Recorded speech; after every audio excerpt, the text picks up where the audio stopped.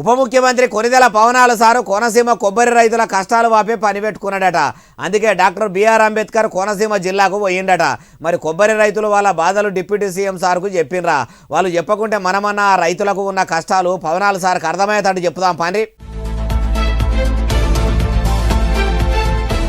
అడుగుల మంత్రికం ఉప ముఖ్యమంత్రి పవనాల సారు వస్తుండని అటు సారు సినిమా అభిమానులంతా కూడా ఇట్లా వచ్చినట్టే అనిపిస్తలేదు. ఇట్లా పవనాల సార్ను చూసేందుకు వచ్చిన పబ్లిక్ను చూసుకుంటా సినిమాల దండాలు పెట్టి యాక్టింగ్ చేసినట్టే అట్లనే కారు మీద నిలబడి ఇట్లా దండాలు పెట్టుకుంటా పోయిండట. అటెనక సిక్కి నష్టపోయిన కొబ్బరి పంటలను మొత్తం కలెదిరిగి చూసిండట. రాజోల్ నియోజకవర్గంలో ఉన్న కేశవదాసు పాలెంకాడున్న శంకరగుప్తం కాలువతోనే కొబ్బరి తోటలు మొత్తం ఖరాబ్ అయినాయని, లక్షల ఎకరాల కొబ్బరి తోటలు మొత్తం చందన అయిపోయినాయని కొబ్బరి రైతులు మొత్తం వాళ్ళ కష్టాలు పవనాల సారు ముంగట చెప్పుకుంటా శాననే బాధపడ్డారట. ఉప ముఖ్యమంత్రి పవనాల సారు కూడా ఆ కాలువ పంకపార్టీ ఏలుబడిలా పాడు చేసిర్రు.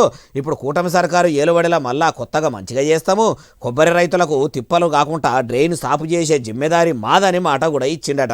అయ్యా పవనాల సారు, మాటల్లో చెప్పినట్టు కాకుండా చేతల్లో కూడా బిరాన చూపెడితే బాగుంటుంది. ఎందుకంటే మీ మాటల్లో ఉన్న పనితనం చేతల్లో అంత గనబడతలేదు అంటుర్రు ఈ ముచ్చటిన్నోళ్ళు.